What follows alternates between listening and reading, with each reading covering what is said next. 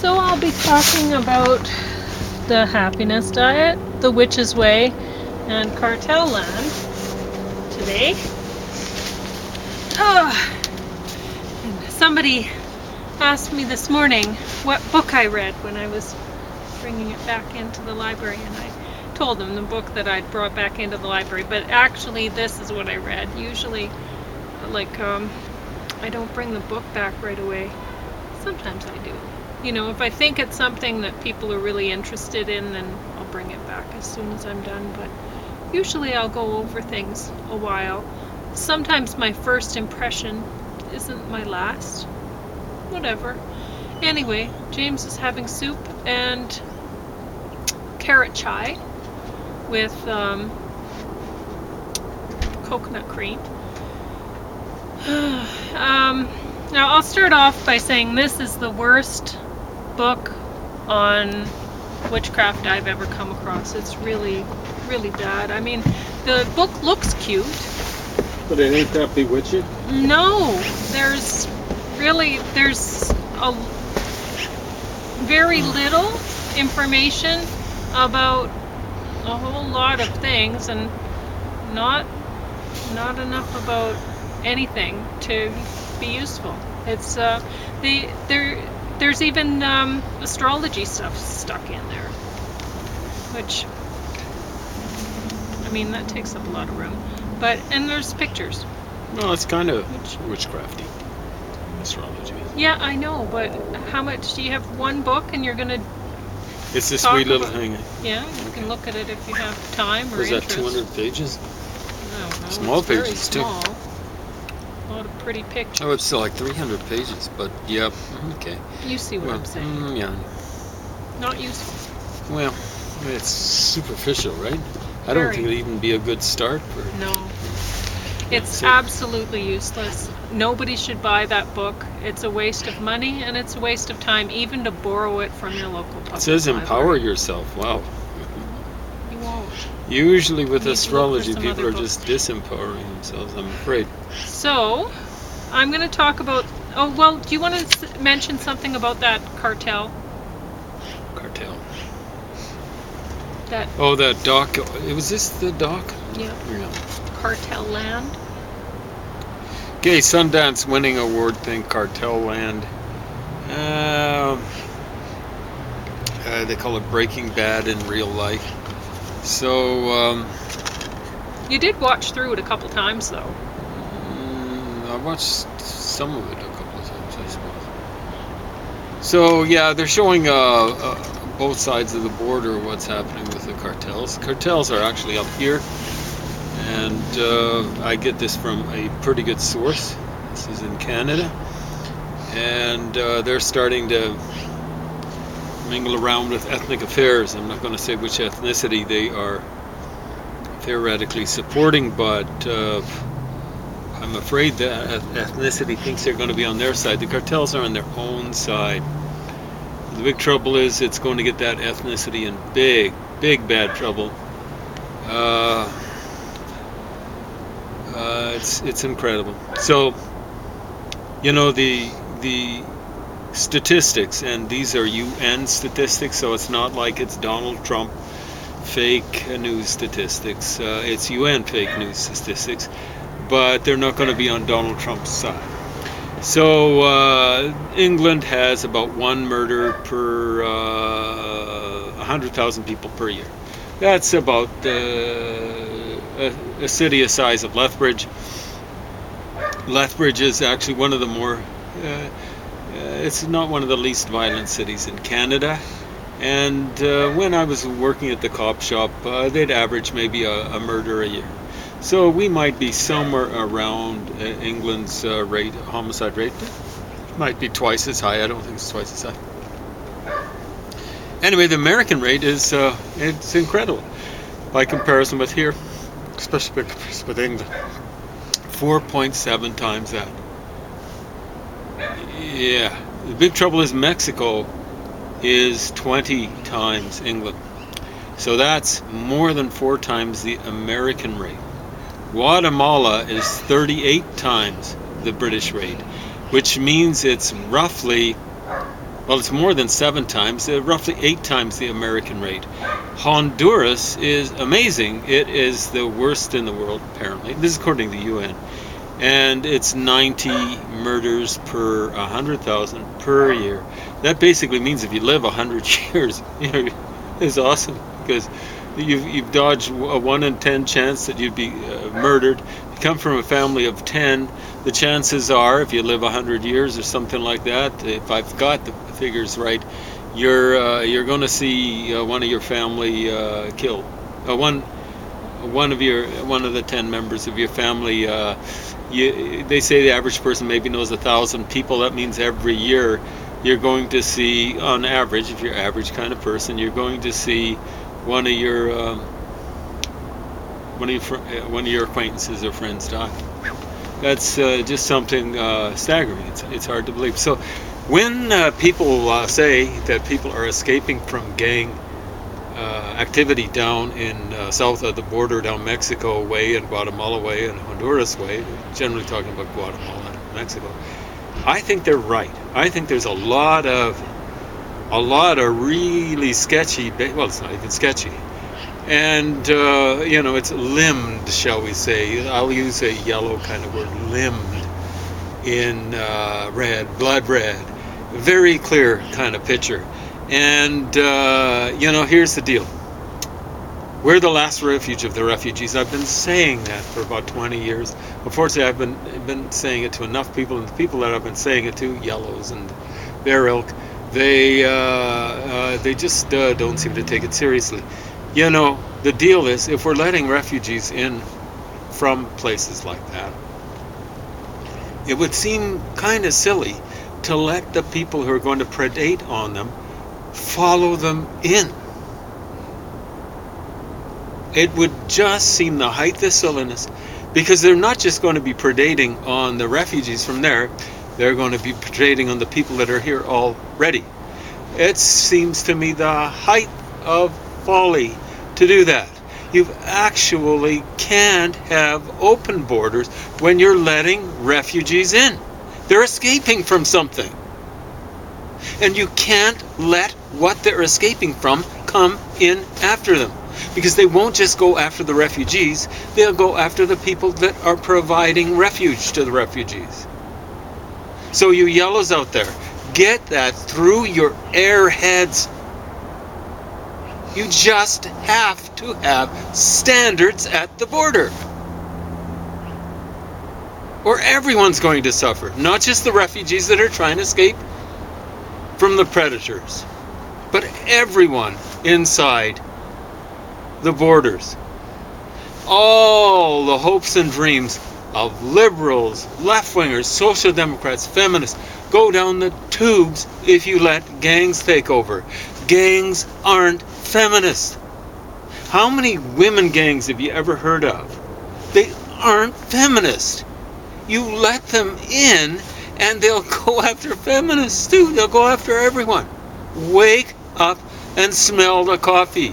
The coffee's laced with arsenic, you morons. You have got to have standards at the border. Let refugees in, but do not let the people they're escaping from in. It's the height of folly, the depth of folly. What can I say? So you can see some of the stuff that's happening on both sides of the border. It's they've got vigilantes on both sides of the border. Vigilantism happens in 2 different situations.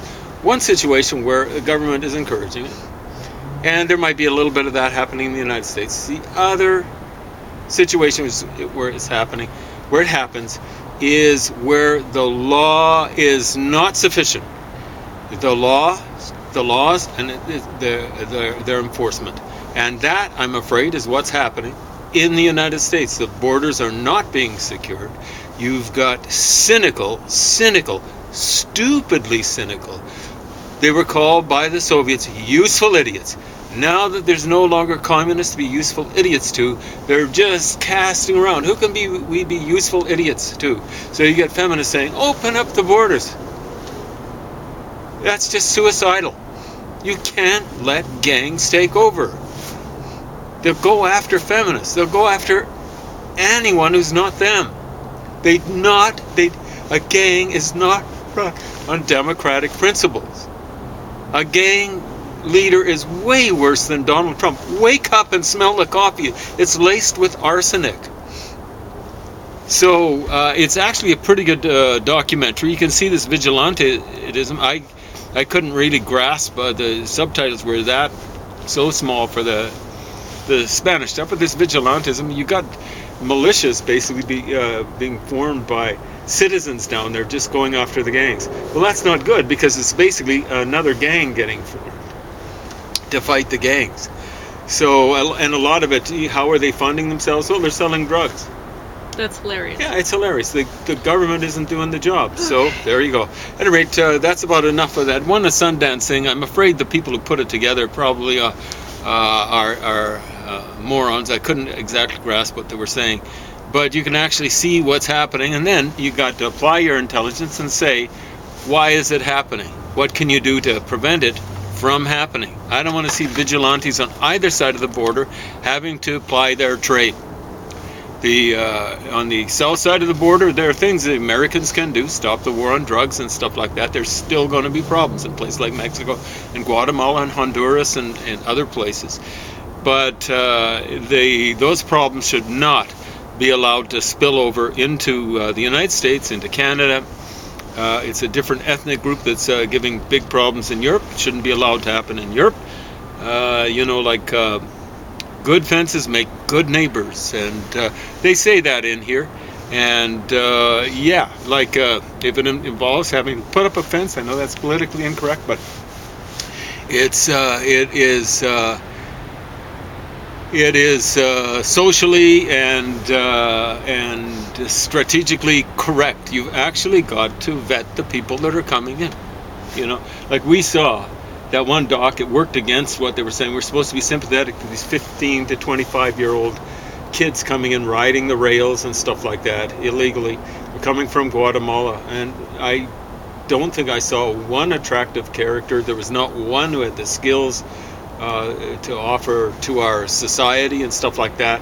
You get people saying, we benefit because, hey, what would we do? What do our rich people do for, for hired help or cheap labor or? Well, that's just the point. Is they shouldn't have cheap labor available to them. Absolutely right. They shouldn't be hiring maids under the table or landscapers under the table so that they can have cheaper labor and avoid taxes. Same thing, picking lettuce and stuff like that. You shouldn't encourage people to exploit other people. No. And the same sort of thing, picking lettuce. Hey, you benefit, you get cheap. No, we don't get cheap lettuce. Come on. We're dealing with big companies here. If they got to pay, if they pay less for labor, the benefits don't come down to the consumer. Are you stupid? They're monopolists, they're oligopolists and stuff like that. Whatever benefit they make from exploiting labor, illegal immigrant labor, they absorb it, and that doesn't make it into the regular part of the economy. It just stays in their little economy. So, and they pay far less taxes and stuff. So they pay 8% taxes. So how does that come to us? It doesn't benefit they complain us about the 8% taxes. It all stays in their own little cycle, So it doesn't benefit us at all. And the big thing is it's a huge cost in terms of transfer payments. There's some welfare down in the United States and stuff like that. It's a huge cost. There's a form of welfare that's enforced welfare. Well, it's all enforced, but this is at the point of the gun. Hey, I got a drug problem and I'm going to steal your TV. That's all comes down to a societal cost. The cost for illegal immigrants is incredible, and it doesn't benefit anyone except a few rich people, and that stuff does not trickle down. Stuff trickles up. If we're lucky, it basically just pours up to these bozos. So there's no trickle-down effect to the regular person down here, the 95% or the 99% that actually do real work and stuff like that. So, illegal immigrants, don't hand me that sort of stuff. Like, save it for your stupid buddies at university or wherever they hang out, like at the art community or something like that. save it, because it's just stupid. It makes no economic sense. It makes no social sense. It makes no political sense. It makes no, you can call it politically correct, but even there, it's politically incorrect. All this stuff just doesn't work in reality. It just doesn't work. So start doing some reading. Look at this stuff. Read a little bit more. Read a little bit of the stuff that you don't like reading. I watch all sorts of stuff. Read all sorts of stuff I don't like reading. I take it all in, and then I absorb it, and I say, well, that's kind of silly. I can see where this person's lying. There's all sorts of lying happening, all sorts of, all across the political spectrum. And I'm just saying, like Trump, you guys are as bad as Trump, you stupid yellows. Well, You're lying.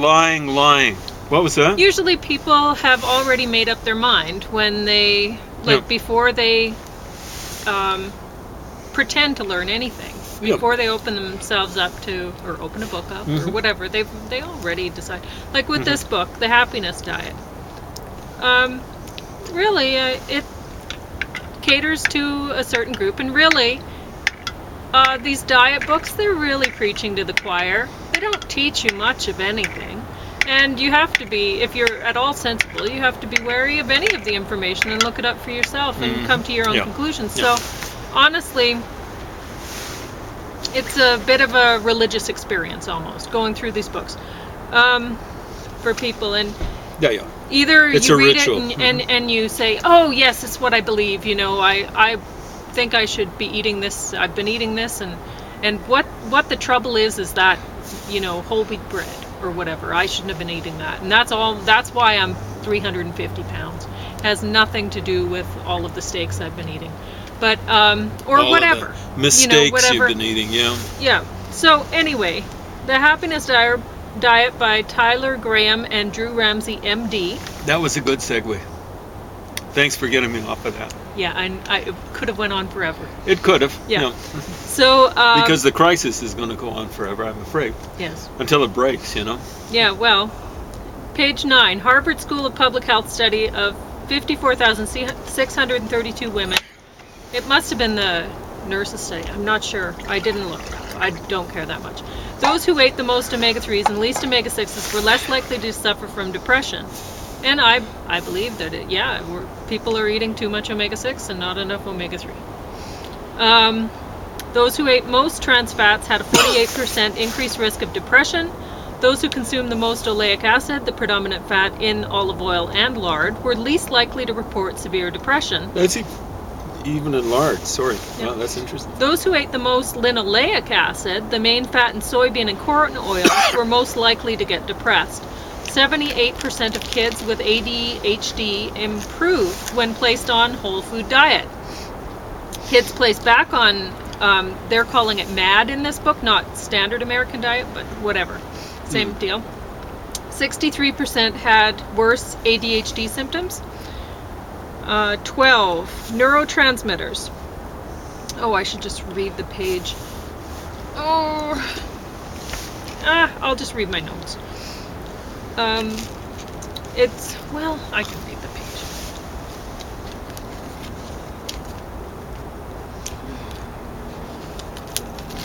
So this is page 12 and 13.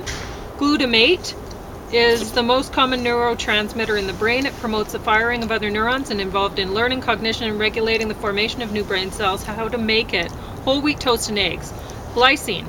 What it does. Glycine makes neurons less likely to fire and regulates vision and movement by influencing the growth of new neuron connections, synaptic plasticity. It works in concert with glutamate to stimulate certain receptors in the brain, NMDA, that underlies learning and memory. How to make it? Pork chops with a side of sautéed spinach topped with sesame seeds. GABA. What it does. GABA is the second most common neurotransmitter in the brain. It balances glutamate by making neurons less likely to fire. The calming effects of alcohol and sedatives like Valium and Xanax are caused by their stimulating of GABA receptors. How to make it? Flank steak and mashed potatoes with garlic, leeks, or shallots.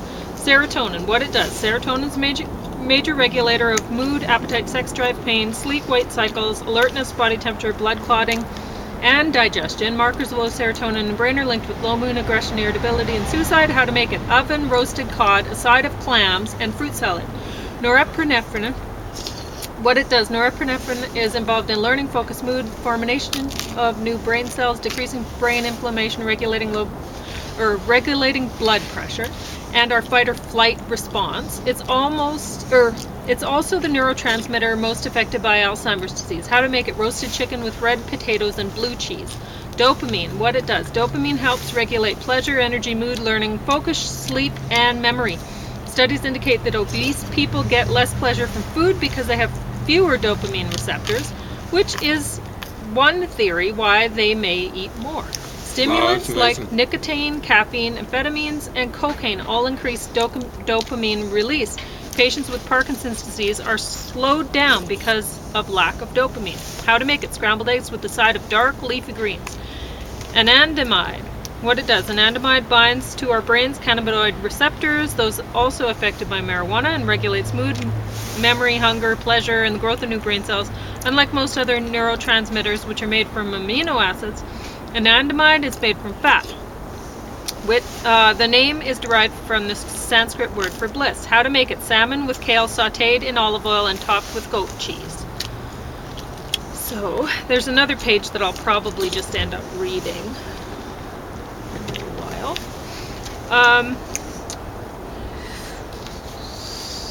17. Vampires were people with pellagra, a deficiency in B3.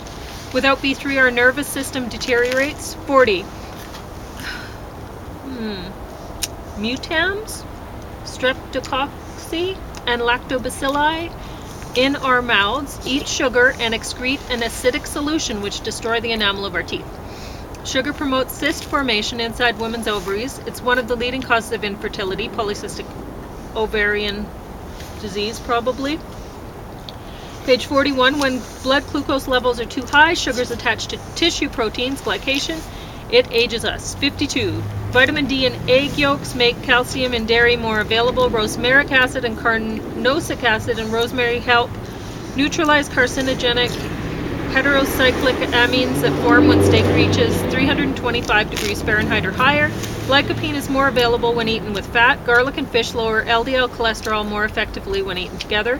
Quercetin, raspberries, and catkin, chocolate, are more effective when eaten together. Polyphenols, grapes, help body absorb more omega-3s. Phenols in oatmeal and vitamin C in oranges lower LDL cholesterol 4 times greater when eaten together rather than separately. Vitamin C in lemons help body absorb iron in spinach. Resveratrol, red wine, and vitamin E, almonds, thin blood and improve health of blood vessel linings. Vinegar decreases rice's ability to raise blood sugar levels by 20 to 40%. Chickpeas are a good source of vitamin B6, which helps your body absorb the magnesium from beet greens. These nutrients work together to ease PMS and ADHD symptoms. Vitamin C in lemon makes catechins from green tea more available. Inulin, banana, helps fuel growth of probiotic bacteria from yogurt. Apples and cranberries are rich in antioxidant and best eaten together. Now, I don't necessarily agree. I'm just going to say I don't agree with that some of these things are positive. Sure. Inulin, like for example in the banana, may be good for your probiotic bacteria, but in the yogurt, but it may also, banana might have some other things, for example, that are not good to be mixed with the yogurt, or may do some harm for your body. For example, I don't know, but I'm just saying that just because, like, say, I don't know, whatever, eaten, it is interesting, the rice and the vinegar thing, because I was thinking, well, of making seaweed, typically, or when you make sushi, it's, you put vinegar in the rice. You also put sugar in the rice. Anyway, so there's better ways probably to make sushi.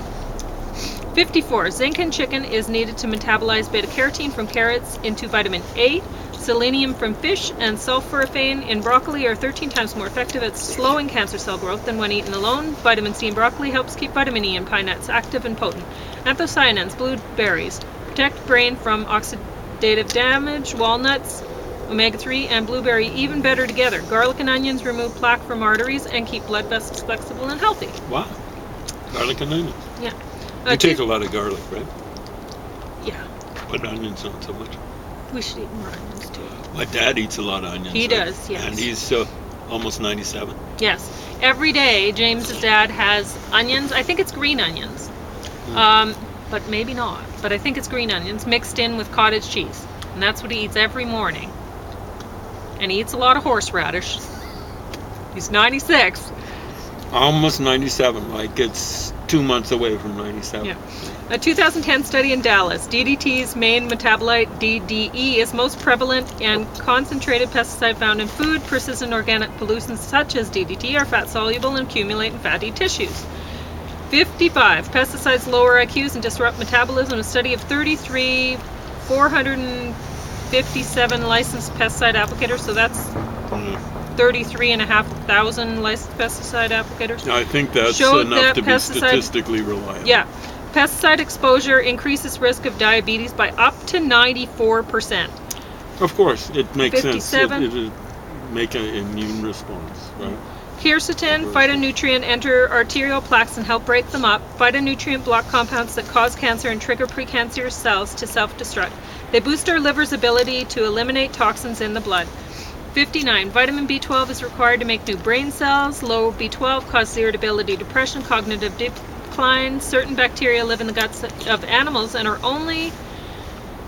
are the only organisms that make B12. These animals, ruminants, fish, and shellfish accumulate this nutrient in their tissues. Our stomachs make a special protein called intrinsic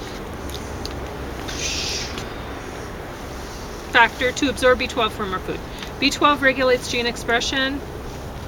200 to 1,100 picograms per milliliter is normal, but levels under 400 increase your risk of mental health problems.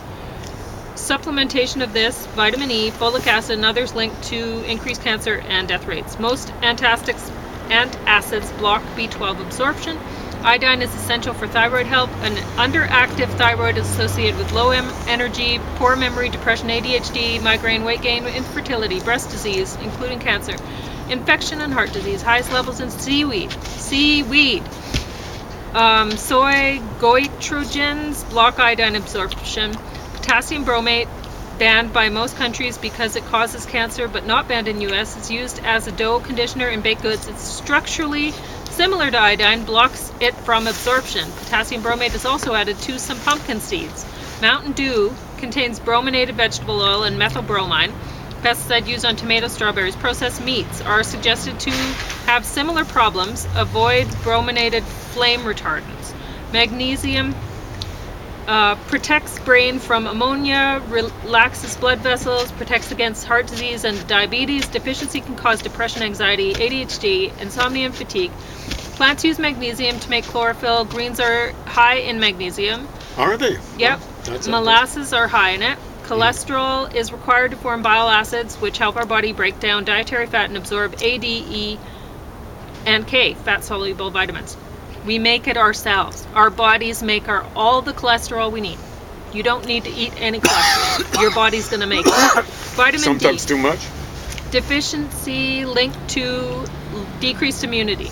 Our skins can produce over 10,000 IU of vitamin D in 30 minutes of exposure. Sun exposure.